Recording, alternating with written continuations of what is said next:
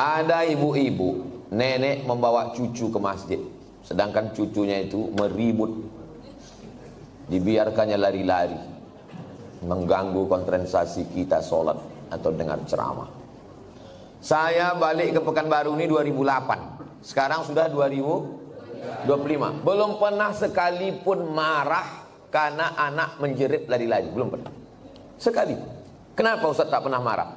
Karena budak itulah nanti yang akan meramaikan masjid. Kalau kita marah ke budak-budak kecil, siapa yang akan sembahyang ke anak jahil nanti? Ada masjid itu kadang tak ada suara anak-anak, sepi, atuk-atuk semua. Patutlah tak ada ribut, batuk aja isinya. Cuman kadang kan tak semua emosinya bisa stabil macam Ustaz Somad. Makanya win-win solution, jalan tengah, macam yang dibuat di Masjid Agung An-Nur. Dulu Masjid Agung namanya, sekarang berubah Masjid Raya. Yang level provinsi Masjid Raya, yang level kabupaten kota Masjid Agung. Dulu Masjid Agung An-Nur itu, saya kan rutin jadwal di situ. Waktu tarawih, pulang saya tarawih, anak-anak saya tengok dibuat satu sop khusus di belakang. Heran saya, kenapa anak-anak ini tak meribut?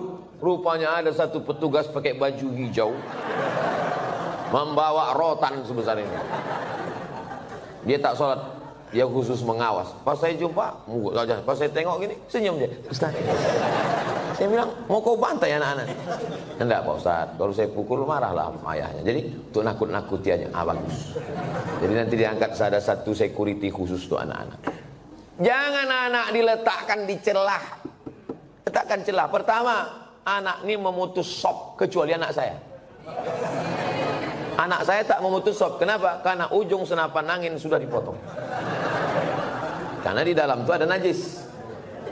Yang kedua, kenapa anak ini diletak di samping? Anak ini belum mumayyiz. Macam mana cara membedakan udah mumayyiz sama belum? Kalau dia meribut, kita gini kan, itu udah mumayyiz. Tapi kalau dia meribut, kita gini kan, dibalasnya balik ke awak. Itu jangan dibawa. 4 tahun ke bawah tak bisa. Dibawalah budak umur 3 tahun, diletakkan di celah samping kita. Begitu kita takbiratul ihram, Allahu Akbar, dia pun berjalan, berlari. Di samping ini ada atu-atu yang kacamatanya di bawah. Asal budak ni lalu, atu ni takut. Kata dia. Kata dia.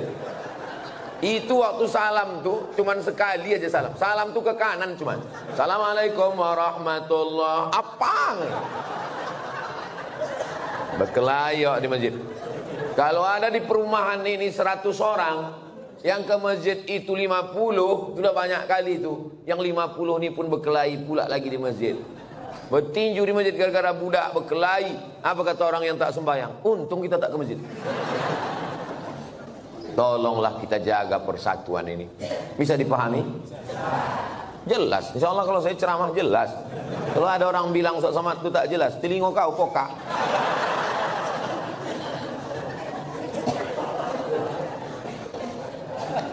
Bolehkah membaca Yasin di pemakaman Pak Ustaz?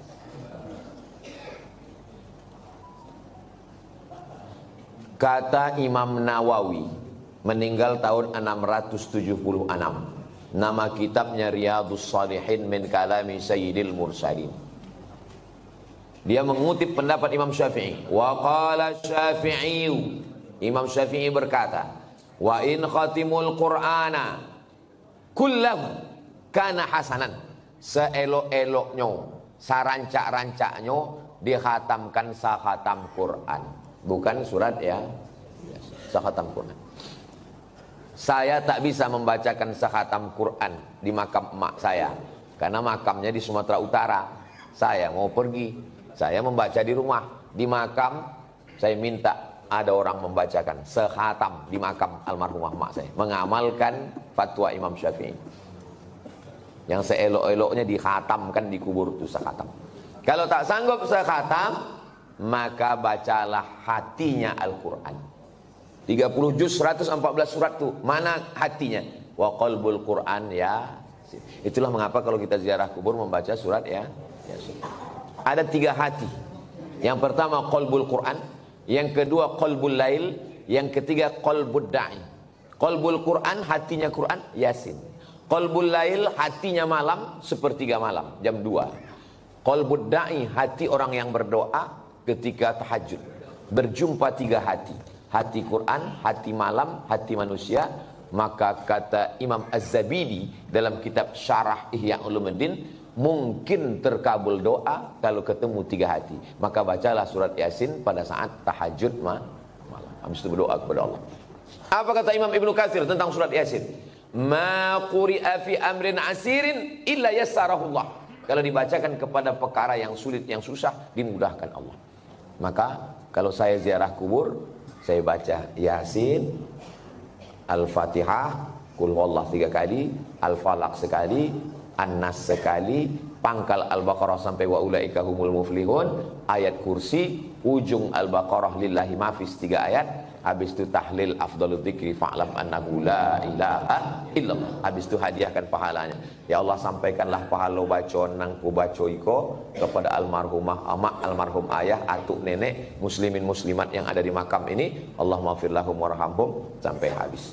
Itulah yang saya ajarkan ke anak saya, ke keponakan saya. Saya kalau balik ke kampung ziarah, saya bawa anak keponakan, saya baca, saya kasih tahu.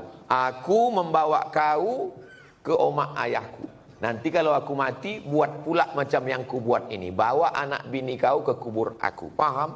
Yo, kata dia. Begitulah yang kita baca dalam ulama-ulama Imam Nawawi. Kalau ada orang di Pekanbaru ini yang tak percaya bahwa bacaan itu sampai pada orang mati, saya tak bisa membuktikan. Karena ini perkara ghaibiat. Saya hanya bisa menyampaikan dalil-dalilnya. Saya tak percaya, kata dia. Ya macam mana membuktikannya? Maka kalau ada orang yang menantang saya, belum ada lagi. Saya tak percaya. Tolong nama kau lengkap sama nama ayah kau. Nanti kalau kau mati, ku kirim. Kalau tak sampai, cepat kasih kabar. Ini kan masalah gaib. Kalau masalah gaib ini yang ditengok adalah dalil.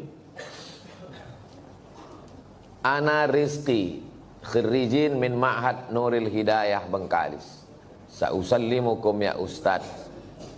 Kaifa ra'yukum law nastamir ad-dirasah al-aliyah lakim lan najid ridha min walidina. Nama saya Rizki. Khirijin jamak, mufrad khirijun. Saya alumni dari Ma'had Nuril Hidayah Bengkalis. Sa'as'alukum, saya mau bertanya ke Ustaz. Kaifa ra'yukum law nastamir ad-dirasah? Nuwasil ad-dirasah. Laisa nastamir, nuwasil ad-dirasah. Bagaimana pendapat Ustaz kalau kita mau melanjutkan ke perguruan tinggi tapi orang tua tak setuju? Mau melanjutkan perguruan tinggi fil kharijid daulah, mau keluar negeri, tapi mak dia tak setuju. Saya ini adik-beradik 2. Saya anak pertama, adik saya berdua cuman. Laki-laki dua-duanya. Tak banyak anak mak saya. Jadi waktu saya lulus mau ke Mesir, berat dia mau lepas saya. Aku anakku 2, tak ada anak betino. Semana nanti aku dah tua. Datang wak saya, abang mak saya, menasihati dia. Harimau mati meninggalkan belang, gajah mati meninggalkan gading, manusia mati meninggalkan hutang. Harimau mati meninggalkan belang, gajah mati meninggalkan gading, manusia mati meninggalkan nama. Kalau kau tahan somat ini di celah ketiak, beginilah cuman dia. Tapi kalau kau lepaskan diri belajar, jadi orang dia, mengajar dia, mengalir pahalanya sampai hari kiamat. Betul cakap wak saya.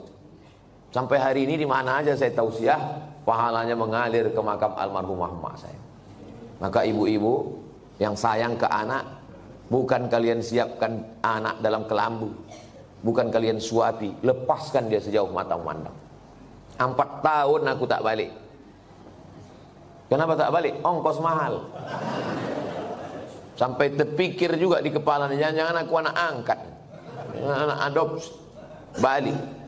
Sampai akhirnya 2017 saya daftar S3 ke Sudan. Waktu itu umur mak saya sudah 70 tahun. Saya suruh Muhammadiyah. Saya bilang, mak, saya mau mencoba dia, kuat tak dia? Mak sekarang sudah 70, di rumah ini sendiri. Aku mau S3 ke Sudan. Nanti kalau S3 ini 2 tahun aku di Sudan tak balik-balik. Apa kata dia? Pergi kau ke Sudan sampai dokter bawa kau balik. Kalau aku mati, matilah. Yang penting mengalir pahalanya. 70 tahun umur mak saya. Sampaikan video ini ke mak kamu. Kalau tak mau juga dia nerima, tahu mak apa itu. Ibu kalau sayang sama anak, lepaskan dia sejauh mata mandang. Nanti dia akan balik pulang. Setelah saya punya anak, baru saya tanya, mak, berat rupanya berpisah sama anak. Oh iya. Macam mana mak dulu bisa berpisah sama aku 4 tahun? Asal udah dekat bulan puasa, air rayo, ku carilah budak-budak yang hitam macam kau. Ku bolikan baju, ku undang ke rumah, ku kasih makan. Hilang rinduku ke kamu. Begitu rupanya cara dia. Kadang-kadang sedang mencuci di dapur, ku dengar suara kau main bau. Oh mak, bukan tanggung melepaskan anak itu. Sedang mencuci, didengarnya suara saya itu memanggil. Jadi ibu, lepaskanlah anak sejauh mata pandang. Biarkan dia belajar jauh. Nanti dia akan balik berbakti kepada ibu, insya Allah. Disenangkannya hati ibu. Dan kalian yang kuliah juga cita-cita tak usah banyak-banyak. Cita-cita satu aja, untuk menyenangkan orang tua. Saya dulu tak tahu mau jadi apa. Tak terpikir saya akan tabligh akbar, tak ada. Yang saya fokus adalah aku mesti kuliah S1, S2, S3. Nanti kalau sudah dapat ku ijazah 3, ku bawa ijazah ini ke Malaysia. Aku mau jadi dosen. Sesudah aku dapat duit, akan ku senangkan nama ayahku. Itu cuma, tak banyak, tak lain. Maka tak pernah saya berdoa lebih. Karena semua yang dikasih Allah lebih dari yang saya minta. Saya minta cuma S1, S2, S3. Dikasihnya saya profesor. Saya cuma mau minta jadi dosen di Malaysia. Sekarang di mana aja saya bisa mengajar. Diminta di Universitas Sabah, diminta di Universitas Malaysia. Saya bilang, rektor, saya tak sanggup untuk mengajar per semester, saya mesti keliling. Saya datang 6 bulan sekali ya, 6 bulan sekali pun jadilah Pak Ustaz. Jadi setiap 6 bulan sekali saya datang kuliah. Bahagiakan orang tuamu. Lepaskan anakmu, wahai bapak ibu. Sejauh mata mandang di hari petang dia akan pulang. Dia tahu di mana letak sarang. Mati kalian, mengalir amal jariahnya insya Allah. Walaupun nampaknya jawabannya untuk mak ayah dia, tapi video ini ditonton oleh ayah-ayah, mak-mak yang akan melepas anak. Karena pulang kami dari sini nanti, kami akan melepas 50 anak Riau yang akan berangkat ke Al-Azhar Kairo, Mesir. Seminggu yang lalu saya di Makassar, melepas 50 anak Makassar yang akan berangkat ke Mesir. Orang tuanya saya nasihati, anak-anaknya juga saya nasihati, supaya orang tua melepas anak. Karena kalau kita tahan anak kita ini, siapa yang akan melanjutkan dakwah ini? Saya tak mau anak saya sekolah agama, nanti kurus macam Ustaz Somad. Saya ini kurus bukan tak makan. Kalau ada pejabat-pejabat itu dapat ikan yang paling mahal, namanya ikan Napoleon, 1 juta harga ikan. Ada bupati, ada kapolres, ada dandim, ada kepala dinas. Yang pertama kali menyuap ikan 1 juta itu siapa? Abdul Somad. Apa kata orang itu? Silakan Pak Ustaz. Dikasihlah ketam kepiting sebesar piring besar, disingkel. Bupati tak berani makan, tentara gagah dandim tak berani makan ketam. Polisi berseragam berpistol tak berani makan ketam. Tak kalian makan Pak, kolesterol Pak Ustaz. Saya makan ketam tuh habis. Hidup saya sampai sekarang. Berani Ustaz makan, baca doanya Pak. Apa doanya? Bismillahilladzi la yadurru ma'asmihi syai'un fil ardi wala fis sama. Ku sebut nama Allah, tak ada yang bisa memudaratkan baik di bumi maupun di langit. Nanti kalau saya sakit Pak Ustaz, aku tak tanggung jawab.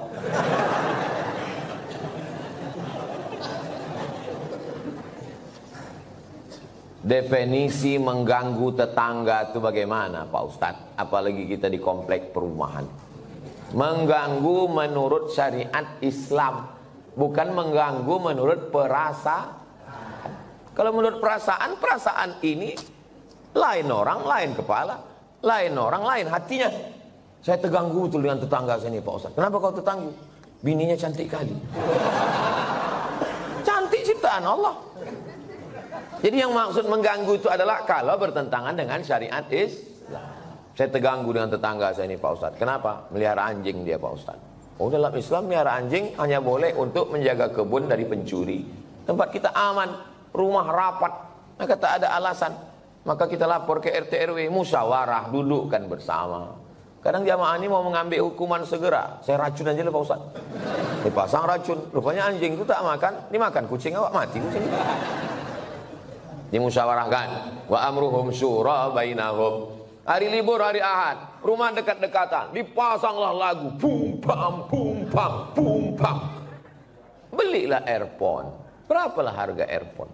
Dengar sendiri. Jadi dipasang satu komplek. Kan tak semua orang suka lagu itu. Apalagi di situ ada orang-orang tua yang jantungnya tak kuat.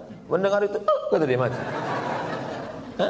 Ini mengganggu. Menurut syariat pun tak betul. Nah, maka menurut syariat agama Islam, rumah berdekatan, sempadan cuma dinding, dinding pun tak penuh ke atas. Ditanamlah pula pokok mangga pas di situ. Buahnya apa tak asal menengok meniti air. Nah, ini mesti menjaga. Maka kata Nabi, idza tabakhta, kalau kau memasak, faaksir ma'aha, banyakkan kuahnya.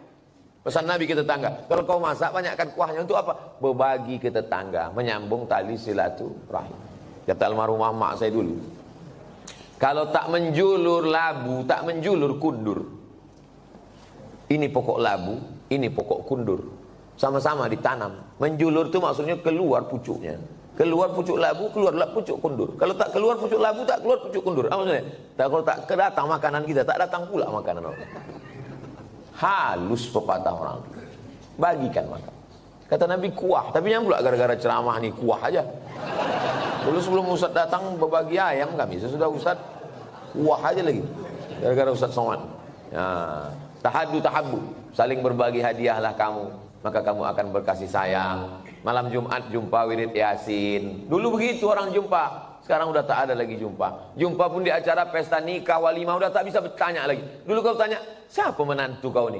Macam-macam mirip. Ini anak Pak Fulan. Oh, takik mana juga, mau balancik-lancian nih rumahnya Jawa. Sekarang tak bisa lagi ngobrol. Pasti tanya, itu anak siapa? Apa? Anak siapa? Suara musik. Bum bam, bum bam, bum bam. Tak ada lagi silaturahim. Pasti tanya, itu menantu kau? Apa? Tak ada lagi silaturahim. La salam wala kalam. Alhamdulillah, Masjid An-Najah ini tempat kita bersilaturahim. Datang ke masjid, buat wirid Yasin malam Jumat, baca Yasin habis maghrib. Habis itu habis Isya acara makan bersama. Tak ada duit, kumpul iuran.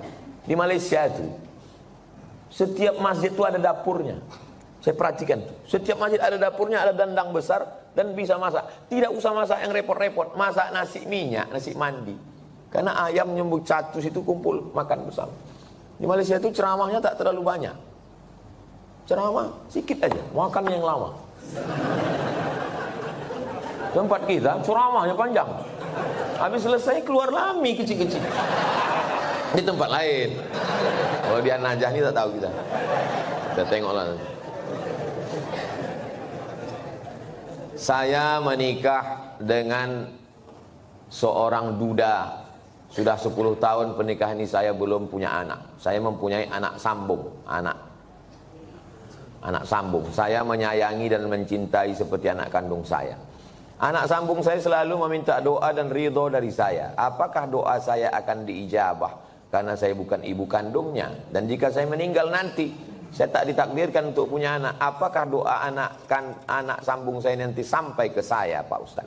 Yang pertama, ibu sama anak kandung tuh sama anak sambung ini sampai mati tak bisa menikah.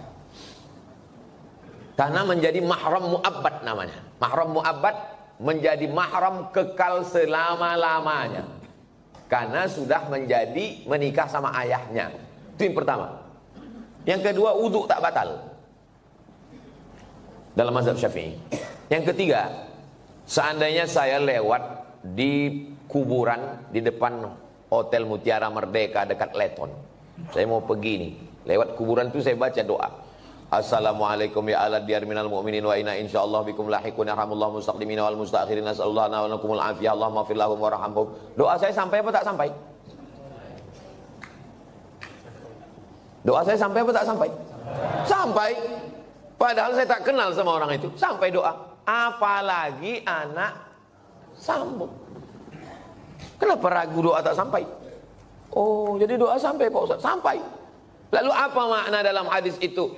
Waladun solihun. Maksudnya, amal saya kepada orang mati itu sampai. Bukan tak sampai. Amal kita ini semua kepada orang mati sampai. Kalau tak sampai amal kita kepada orang mati, tak ada sholat jenazah. Sholat jenazah itu amal orang hidup apa orang mati? Orang hidup untuk orang mati. Jadi kalau ada orang mengatakan amal orang hidup tak sampai kepada orang mati, nanti pas dia mati jangan sembahyangkan. Bisikan, kau dulu bilang tak sampai kan? Tak sampai kau. Amal orang hidup ini sampai ke orang mati. Terus Pak Ustadz itu katanya anak yang soleh. Masih fokus nih, masih fokus. Ini Abdul Somad. Abdul Somad ini kalau mati amalnya kan putus semua kan? Putus kan? Masih bisa dia ceramah?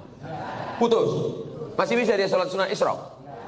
Tapi ada 3 amalnya yang dulu tak putus. Yang pertama, shadaqatun jariyah. Disumbangkannya 2 sak semen ke Masjid An-Najah. Putus atau tak putus?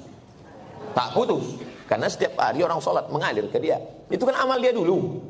Yang kedua, ilmun yuntafa'u bih. Ceramah dia di Masjid An-Najah. Ceramahnya itu dulu atau sekarang? Dulu. Habis mati tetap mengalir, diamalkan oleh jamaah. Yang ketiga, anaknya.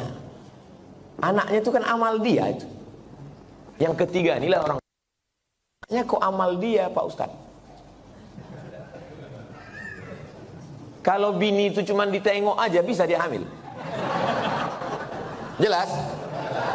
Tak jelas juga payahlah aku menjelaskan. Anak saya itu amal saya. Amal saya. Jadi hadis itu bukan bercerita hanya doa anak saja yang sampai. Hadis itu mau menceritakan amal-amal dulu tetap mengalir sesudah salah satunya anak. Jadi yang tak punya anak atau meninggal jomblo tak usah takut, kami mendoakan. Ini Ustadz ini emosi, tidak emosi. Memang begitu dia kalau menjelang sarapan itu memang begitu. Seumur-umur saya membaca pertanyaan, inilah tulisan yang paling cantik. Cantik kan? Cantik kan? Bisa pula rapi menulis. Saya bolak-baliklah menulis rapi, tak bisa-bisa. Memang irilah saya menengok tulisan. Mudah-mudahan anak saya bisa cantik tulisannya begini. Assalamualaikum, berapa kali lah dia mencobanya ini. Assalamualaikum warahmatullahi wabarakatuh. Waalaikumsalam. Alhamdulillah wa syukurillah. Alhamdulillah wa syukru lillah. Saya kurang. Alhamdulillah wa syukru lillah. Alhamdulillah wa syukru lillah. Jadi jangan syukurilah. Bukan syukurilah. Syukurilah itu bahasa Indonesia. Syukurilah ya. Kalau bahasa Arabnya alhamdulillah wa syukru lillah. Semoga Ustaz Somad dalam keadaan sehat dan selalu dalam lindungan Allah. Amin.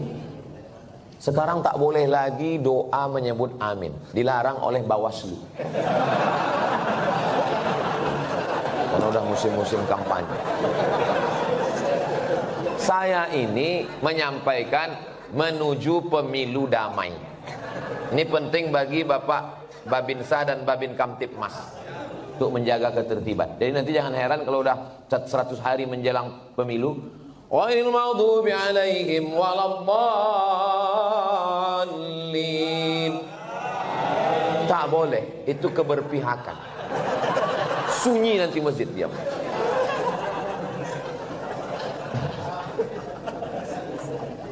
Saya mau bertanya Pak Ustadz, kiat-kiat agar ikhlas menerima ketetapan takdir Allah dan tetap berprasangka baik kepada Allah. Mohon doanya Ustadz untuk seluruh istri pejuang garis 2. Pejuang garis 2 itu maksudnya yang belum hamil. Kalau udah dipakainya tes spek itu kan 2. Ini penjelasan bagi yang belum berbini. Yang udah berbini pun tak paham juga. Bagaimana cara kita biar supaya rela menerima takdir Allah? Saya kalau datang bertamu ke rumah jamaah, Assalamualaikum Pak. Waalaikumsalam. Ustadz Somad, tolong doakan mak saya Pak Ustadz. Maknya di mana Pak? Maknya di dapur. Duduklah mak tuh di kursi. Berapa umur mak? 80. Belum bisa saya menerima. Karena mak saya meninggal umur 70. Dalam hati saya tetap, kok hidup mak dia, kok mati mak. Kok tak sempat makku ku bawa jalan-jalan ke Brunei, ke Malaysia. Kok tak sempat ku senangkan dia. Tak bisa hati saya menerima. Macam mana saya mau menceramahi jamaah? Marilah kita sabar menerima takdir Allah. Saya aja tak sabar. Tapi cara Allah menghibur saya. Habis saya tausiah, datang ibu-ibu. Ustadz, tolong doakan keponakan saya. Keponakan ibu ini kenapa? Ayahnya meninggal, emaknya meninggal, dia hidup sebatang kara. Anak SD kelas 2. Oh, aku serumah 11 tahun sama emakku. Dari 2008 ke 2019. Ini budak nih, kelas 2 SD sebatang kara. Ternyata yang membuat kita bisa sabar itu adalah ketika membandingkan dengan orang lain. Begitu cara Allah mengajar saya. Ayat tak mempan, hadis tak mempan. Kenapa tak? Saya yang berceramah, saya yang nyuruh orang sabar. Tak bisa saya terima. Tapi begitu dijumpakan Allah, oh rupanya. Maka diantaranya yang membuat kita kuat ini adalah dengan memperbanyak bercerita dengan orang. Kita ini kalau banyak bercerita ngobrol dengan orang, itu menyadari betapa besarnya nikmat Allah kepada kita. Aku pula bisa begini-begini. Kawan ini tak sempat berbakti, jumpa pun tak sempat. Yang kedua, bagaimana caranya? Caranya adalah menguatkan dalam hati bahwa innallaha katabal maqadir, Allah sudah menuliskan takdir 50 alfasana, 50.000 tahun qabla an yakhluqas samawati wal ard. Sebelum Allah menciptakan langit dan bumi, Allah sudah menuliskan takdirku 50.000 tahun sebelum Allah menciptakan langit dan sengaja dihunjamkan terus ke kepala. Abdul Somad, Allah sudah menuliskan 50.000 tahun sebelum menciptakan langit dan bumi bahwa kau sama emak kau itu cuma sampai 2019. Lebih dari itu bukan kuasa kau. Asal terlintas itu terus. Otak itu dihunjamkan dengan hadis itu. Yang ketiga, membuat sesuatu yang terus mengalir. Sedekah untuk santri, untuk Palestina. Asal teringat, baca Al-Fatihah. Teringat macam-macam, baca Al-Fatihah. Malam Jumat, baca Al-Kahfi, baca Yasin. Hadiahkan pahalanya. Undang anak yatim, fakir, miskin. 3 itulah cara untuk mengurangi beban hati kita. Allah berjanji kalau kita beribadah, falyabudu rabb hadzal bait, banyak-banyak beribadah. Allah cuma minta kita satu ibadah. Balasannya Allah kasih 2. At'amahum min ju' wa amanahum min khauf. Kalau kau lapar, Allah kasih kau makan. Kalau kau risau, amanahum, Allah beri kau aman, tenang. Syaratnya banyak ibadah, perbanyak ibadah. Pagi sholat isyraq, sholat duha, malam bangun mandi, sholat sunat wudu, sholat sunat taubat, sholat sunat tahajud, sholat sunat hajat, zikir, banyak bertasbih. Zikir 3 pilihan, zikir banyak, zikir pilihan 3. Pertama istighfar, yang kedua sholawat, yang ketiga afdalul zikri fa'lam annahu la ilaha illallah. Astaghfirullahaladzim, astaghfirullahaladzim, astaghfirullahaladzim. Kalau tuan membeli peniti, jangan ditusukkan ke sayur kubis. Kalau mik sudah mati, tandanya waktu sudah habis.